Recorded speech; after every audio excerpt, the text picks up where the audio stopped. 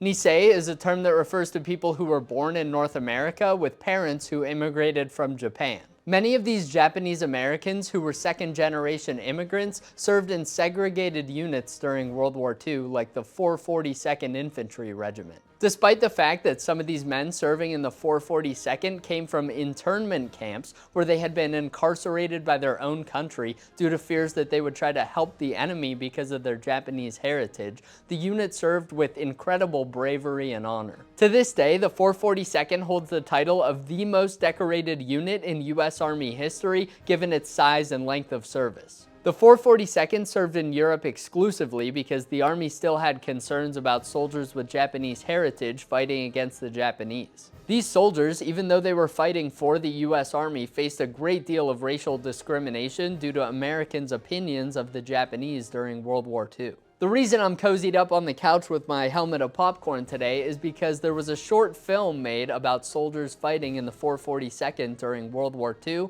called Nisei. That's really all I know about it because today I'm going to watch that short film for the first time and share some of my thoughts with you guys. But first, I'd like to quickly thank SDI for supporting my work on this page and sponsoring this video. With more than 350 million firearms in the US, there's never been a better time to learn how to be a gunsmith. Sonoran Desert Institute offers online firearms education with hands-on labs and materials shipped right to your door. Course topics range from AR-15, AR-10, or 1911 armor options, to shooting sports management, ballistics, gunsmithing, and more. Get your education and turn your passion for firearms into a successful career. Visit sdi.edu through the link in the description, or call 480-999-4767 to get started. Alright, now let's go for broke and check out the short film Nisei. Go for broke was the motto of the 442nd, by the way. Maybe that'll come up in the film. If you want to watch this full short film first to avoid spoilers, there's a link in the description. As of uploading this, you can go watch the full thing on YouTube for free. All right, now let's get started.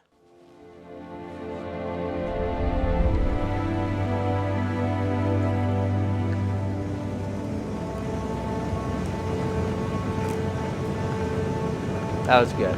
Put that in there, Hudson.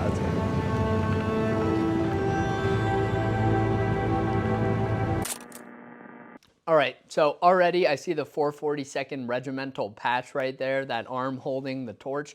I think I read before that they used to have a different patch that was kind of racist. It was like a yellow colored arm holding a sword, but they switched to that patch, which I think is much better. I've heard that some soldiers still didn't like this new patch because they thought it was shaped like a coffin, not necessarily the most encouraging thing to wear on your arm, but I think most soldiers really liked it. Sir, I'm here to see my father before I ship out. You know, if your father's in here, he's a bad man. I was in one of these places too. My whole family. So we're drafting Japs now. I volunteered. He's here.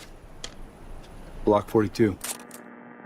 Okay, so we can see now he's at this internment camp. I had mentioned that in the intro. I didn't know that they were going to depict soldiers specifically from internment camps. I believe the majority of soldiers in the 442nd came from Hawaii, but there were a large number from internment camps. And like he mentioned there, some of them did volunteer. They also did end up having to register for the draft. Initially, they were exempt from the draft due to their Japanese heritage, but I think later in the war, they kind of changed those rules and required those soldiers to register for the draft. When they did have to register for the draft, they also had to answer additional questions on their paperwork that some people didn't have to answer, like whether or not they were loyal to the United States, implying that they might be loyal to the enemy just because of their heritage. Understandably, some of those guys refused to answer those questions, which they saw as accusatory, and for that reason, some of them were prosecuted for evading the draft. I'll also comment on the uniforms here quickly. I'd say so far they've been really good. One thing I noticed is they said this is before they're shipping out, so this would be before June of 1944. As far as I know, that's when the 442nd shipped out to Europe. And I noticed these guys are wearing the Ike jackets, the Eisenhower-style dress jackets that are very short and kind of cut off at the waist. You really wouldn't see that many guys wearing those at this point in the war. You would see the four-pocket dress uniform.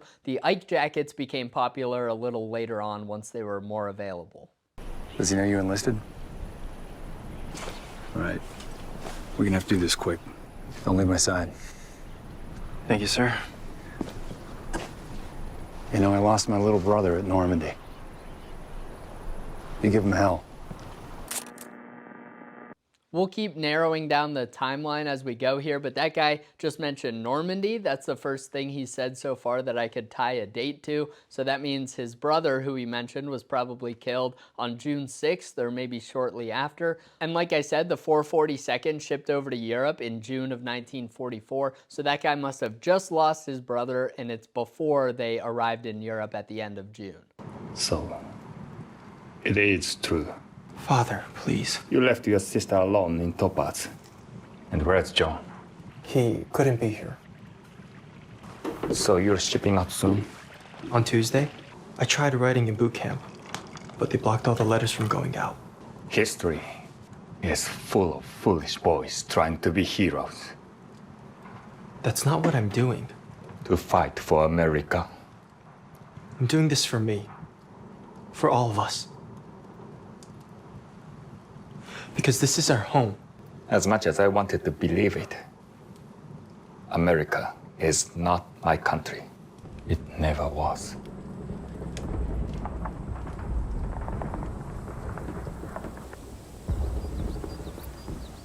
All right, What do you see, pause. Jimmy? That was a good scene there. I like that it showed the differing opinions that some Japanese Americans have. Some of them wanted to go overseas and fight for America, and understandably, a lot of others were not on board with that, like his father that we just saw there, because they were literally locked up by America just for the fact that they had Japanese heritage. All right, so now we're going over to Italy in 1944. That's where the 442nd first saw action while they were attached to the 34th Infantry Division. Well, hey. Hey, take it easy. No. You in real pain in the cole. When I tell you about that Buddha head shit. It's not my fault you mainlanders never learned the proper way for talk, brother.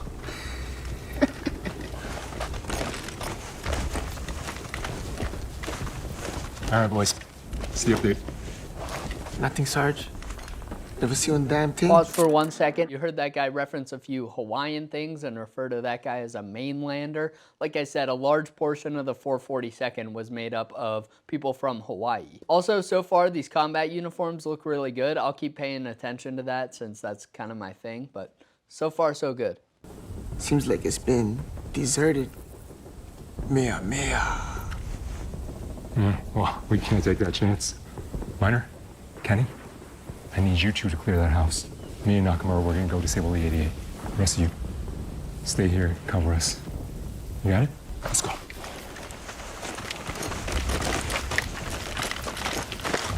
You guys is called kotumps, cause that's a sound one. Coconut mix when it conks you in the head.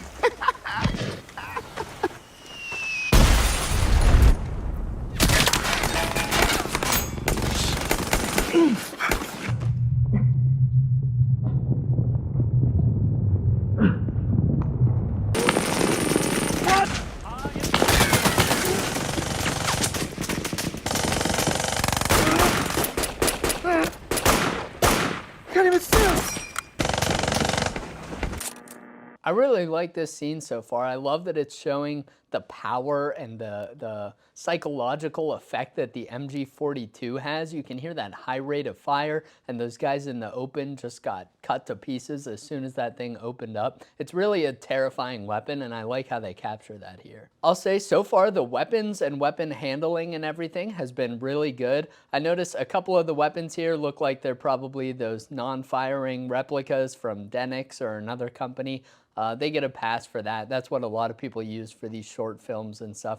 You can't always get a ton of original M1 Garands with all the perfect features and everything. And the uniforms have been really good too. I noticed a couple tiny things, like I think one of the guys was wearing an M44 helmet net. Those probably wouldn't have been available at the time period that's being depicted here. There were a couple other small things I noticed here and there, but overall, I think the uniforms are really well done, especially for a short film like this. Sometimes they don't have the budget to get all the perfect stuff, but here it looks like they really did their research. What?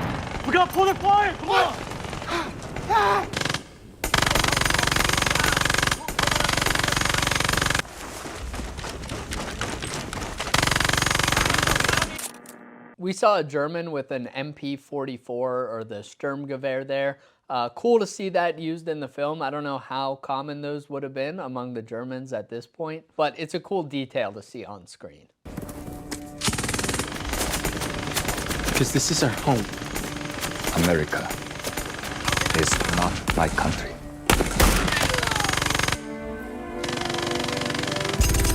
It never was.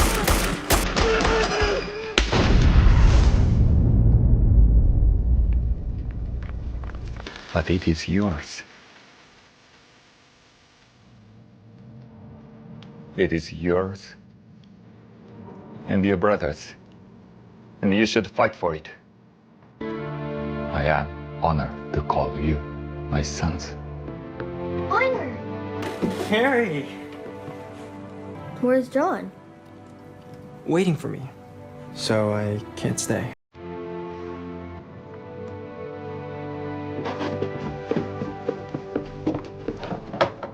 Then give this to him. From me. Your mother saw that the day after we got to America. She cut the stars from bed sheets. And the stripes from your old uniform. And then she gave it to me. Yeah. Thank you. That was such a good scene. I'm ready to well up over here. I don't have anything to add from a historical perspective, but I really like the way they structured that with the end of this scene coming after they're in combat and everything. Really cool. And now we know where that flag came from. What's up with the sole on that boot? Maybe, I don't know a ton about German stuff, but those don't look like hobnails to me.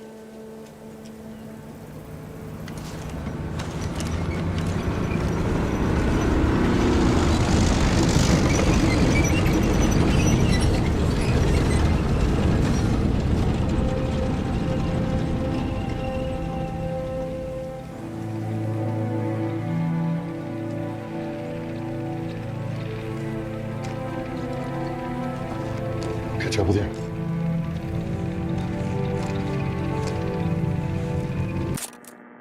It's cool that they included some tanks here, but that tank in the background was a Russian T-34, it looked like, with a star painted on it. I can't really give them a hard time for a short film like this. To be able to get any tank at all to include is pretty cool. It would have been better if it were a Sherman or a Stuart or something. But yeah, I think it goes without saying you wouldn't see an American painted T-34 driving around Italy at this time. Do you know them all? Yeah.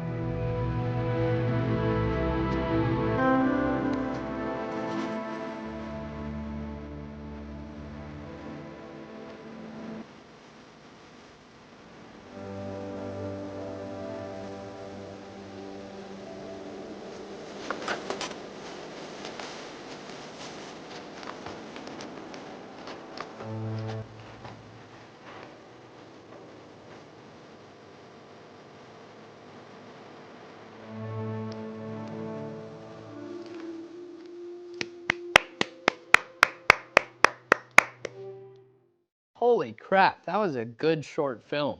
I mean, it was well done. It was historically accurate. It followed the lives of two real people. It included real factual historical information at the end. And it told a really important story about an underrepresented unit from World War II. I mean, it's hard to pack much more than that in 19 minutes of runtime. I'm really impressed by this. There are a lot of major Hollywood productions that are less historically accurate and frankly less entertaining than this was. As far as historical inaccuracies, I mean, I pointed out a couple in there, but really it's the small stuff. A tank in the background, a helmet net, who cares? A lot of people don't know the story of the 442nd, so I think highlighting it in a piece of media like this, especially one that's short and digestible while packing in a lot of real historical information, I think that's awesome. I love this kind of thing. I'm not a huge film guy, to be honest. I can't really speak to like the cinematography of this or anything, but I thought the actors did a really great job, and I thought the structuring of the film was very interesting. I like that. If you guys enjoy watching my World War II history videos, please consider supporting my work on Patreon using the link in the description. I give up. In the description. By becoming a member, you'll automatically get access to my Patreon-only World War II Discord server, regular updates and behind-the-scenes info from me, and exclusive unreleased content. Plus, you'll be supporting my ability to continue teaching history and preserving the past. Thank you all for watching. Let me know if you'd like to see more videos like this in the future, and I'll see you in the next one.